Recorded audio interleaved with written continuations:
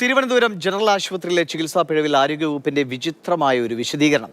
50 centimetre നീളമുള്ള guide wire നെഞ്ചിൽ കുടുങ്ങിക്കിടക്കുന്നത് കൊണ്ട് ഒരു കുഴപ്പവുമില്ല എന്നാണ് ആരോഗ്യവകുപ്പ് വ്യക്തമാക്കുന്നത്. ശസ്ത്രക്രിയ പിഴവ് നേരത്തെ അറിയാമായിരുന്നുവെന്ന് ആരോഗ്യവകുപ്പ് സമ്മതിച്ചു. അമൽ തേനപ്പറമ്പിൽ വിവരങ്ങളുമായിട്ടുണ്ട്. അമൽ, ഇത് വിദഗ്ധർ ഉറപ്പിക്കുന്ന ഒരു റിപ്പോർട്ടാണോ? ഇത് ഇങ്ങനെ ശരീരത്തിലിരുന്നതുകൊണ്ട് ഒരു കുഴപ്പവുമില്ല എന്നതാണോ? തിരുവനന്തപുരം ജനറൽ ആശുപത്രിയുമായി ബന്ധപ്പെട്ട് ഉയർന്ന ഗുരുതരമായ ഒരു ആരോപണം. ആ ആരോപണത്തിൽ ഈ പറയുന്ന രോഗിയെ അടക്കം കൈയൊഴിഞ്ഞുകൊണ്ട് തങ്ങൾക്ക് ഈ വിഷയത്തിൽ കാര്യമായി ഇനിയൊന്നും ചെയ്യാനില്ല എന്നും ഈ വിഷയമൊക്കെ തങ്ങളുടെ ശ്രദ്ധയിൽ വന്നതാണ് എന്നും പറഞ്ഞ് കൈയൊഴിയുന്ന ഒരു നിലപാടാണ് സ്വീകരിച്ചിരിക്കുന്നത്. മാത്രമല്ല, വിചിത്രമായൊരു വാദമാണ് ഈ കേസുമായി ബന്ധപ്പെട്ട്, ഈ വിഷയവുമായി ബന്ധപ്പെട്ട് ഇപ്പോൾ ആരോഗ്യവകുപ്പ് നൽകുന്നത്. അതിൽ പറഞ്ഞു വെക്കുന്നത്, ഇത്തരമൊരു വിഷയം ഞങ്ങളുടെ ശ്രദ്ധയിൽപ്പെട്ടിരുന്നു, അത് പരാതി ലഭിച്ചിരുന്നില്ല.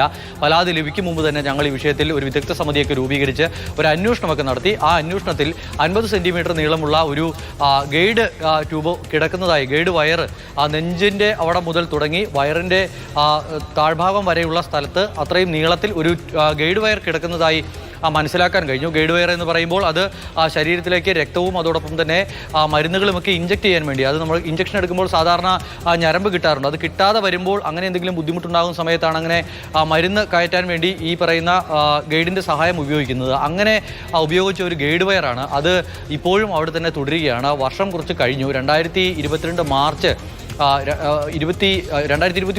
22 നടന്ന കാര്യമാണ്. അന്ന് മുതൽ ഇന്ന് വരെയും അവർക്ക് ഗുരുതരമായ മറ്റ് പ്രശ്നങ്ങളൊന്നും ഉണ്ടാകാത്തതിനാൽ അവർ ഈ പറയുന്ന സ്കാനിങ്ങിനൊന്നും വിധേയമായിരുന്നില്ല. പക്ഷേ ഇപ്പോൾ ഒരു സ്കാനിങ്ങിന് പോയപ്പോഴാണ് സുമയ്യയുടെ ശരീരത്തിൽ ഇത്തരമൊരു ഗൈഡ് കിടക്കുന്നു എന്നുള്ള കാര്യം മനസ്സിലാക്കുന്നത്. പക്ഷേ അതവിടെ ഇരുന്നാലും പ്രത്യേകിച്ച് കുഴപ്പമൊന്നുമില്ല എന്നുള്ള ഒരു വിചിത്ര ന്യായം പറയുകയാണ് ആരോഗ്യവകുപ്പ്. അത് ശരീരത്തിൽ അങ്ങനെ പ്രശ്നമുണ്ടാക്കുന്ന കാര്യമൊന്നുമല്ല എന്നുള്ളത് പറയുന്നു. നമ്മുടെ കയ്യിലും കാലിലൊക്കെ ഒടിച്ചിലൊക്കെ സംഭവിക്കുമ്പോൾ കമ്പിയൊക്കെ ഇടുന്നത് പോലെ അത് വെച്ച് കെട്ടി വെക്കുമ്പോഴൊക്കെ ഉള്ളിൽ ചില ഉപകരണങ്ങളൊക്കെ വെക്കാറുണ്ട്. പക്ഷേ അതുപോലെയല്ല, ഇത് അവരുടെ ശരീരത്തിൽ വെക്കേണ്ട യാതൊരു ആവശ്യവുമില്ലാത്തൊരു സാധനം ശസ്ത്രക്രിയയിൽ അവർക്ക് കയ്യബദ്ധം പറ്റി, പിഴവ് പറ്റി ശരീരത്തിനുള്ളിൽ പെട്ടുപോയതാണ്. അപ്പോൾ അതിന് പറയുന്ന ന്യായീകരണമാണ് അത് അവിടെ ഇരുന്നാലും പ്രത്യേകിച്ച് കുഴപ്പമൊന്നുമില്ല എന്ന കാര്യം. ഇതേ കാര്യം തന്നെ ഈ പറയുന്ന സുമയ്യയോട് പറഞ്ഞിരുന്നു. ഇവർ മറ്റാശുപത്രികളിൽ ഡോക്ടർമാരോട് ചോദിക്കുമ്പോൾ അവർ പറയുന്നത്, ഇപ്പോൾ ഇതിന് പ്രശ്നങ്ങളുണ്ടോ എന്ന് ചോദിച്ചാൽ അങ്ങനെ ഗുരുതരമായ പ്രശ്നങ്ങൾ നിങ്ങളുടെ ശരീരത്തിൽ കാണാൻ കഴിയില്ല. പക്ഷേ ഇതുകൊണ്ട് എന്തെങ്കിലും സംഭവിക്കുമോ എന്ന കാര്യത്തിൽ യാതൊരു ഉറപ്പും അവർക്ക് പറയാൻ കഴിയുന്നില്ല. ഒരാളുടെ ജീവൻ വെച്ചുള്ള കളിയാണ്. അവരുടെ ശരീരത്തിൽ യാതൊരു ആവശ്യവുമില്ലാത്ത ഒരു ഉപകരണം അവരുടെ ശരീരത്തിനുള്ളിലിരിക്കുന്നു.